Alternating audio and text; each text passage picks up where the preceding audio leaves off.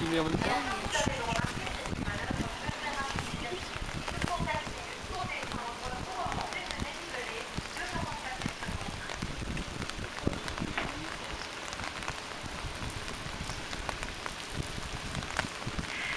Dans cet ouvrage, mesdames et messieurs, ce plan incliné, transversal de Saint-Louis Ars-Villers fonctionne très simplement, presque sans énergie.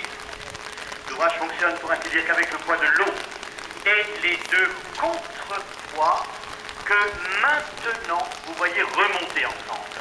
Alors, ces deux contrepoids, vous les voyez en bas de cette pente, ils pèsent chacun 450 tonnes.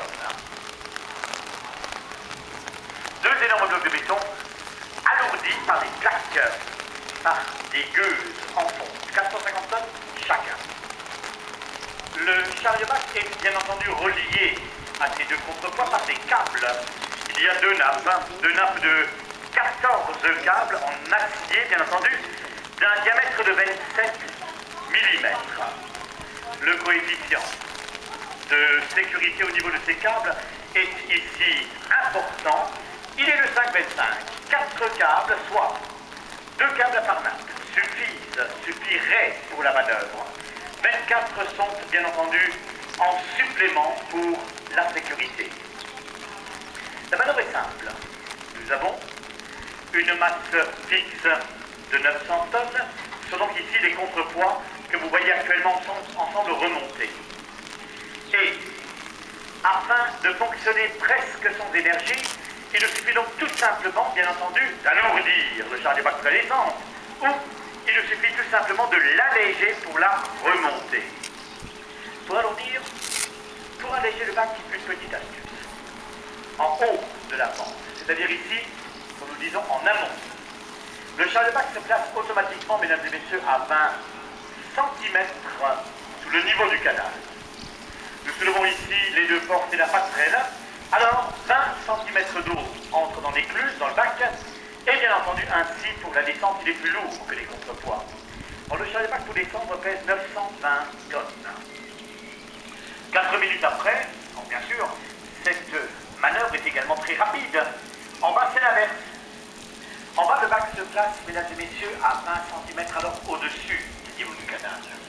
Nous effectuons la même manœuvre, c'est-à-dire nous soulevons en bas la porte du bac, la porte du canal, la petite passerelle, aussitôt les 20 cm d'eau qui ici ont été pris pour l'alourdir s'écoulent, et pour remonter tout à l'heure, il sera donc à nouveau plus léger que les contrepoids. Pour remonter, le bac pèse 880 tonnes. Bien sûr, la manœuvre est rapide, il ne faut que 4 minutes, vous le voyez actuellement, 4 minutes pour descendre, bien entendu, ou pour remonter ce dénivelé d'une hauteur de 44,55 m. Or que nous fassions la manœuvre avec des bateaux de plaisance, une péniche, ou bien sûr un vide, le poids dans le bac reste le même, c'est l'application du principe d'Archimède. C'est-à-dire, le bateau entrant dans le bac chasse son propre poids en eau. Mesdames et messieurs, l'ouvrage a été mis en service sur ce canal de la Marne au Rhin il y a un peu plus de 42 ans, le 27 janvier 69. La première péniche est remontée ici. Le plan incliné a été construit afin de remplacer sur ce canal de la Marne au Rhin une vallée de 17 écluses, une vallée de 17 escaliers répartis sur 4 km que les péniches, que les mariniers traversaient en perdant une journée complète de navigation. Il fallait entre 8 et 13 heures de navigation il y a 42 ans aux péniches pour avancer 4 km. Il fallait entre 8 et 13 heures de navigation il y a 42 ans aux mariniers, aux péniches, pour descendre ou pour remonter ce dénivelé, une hauteur de 44 mètres 55. Dénivelé franchi aujourd'hui grâce au plan incliné en 4 minutes.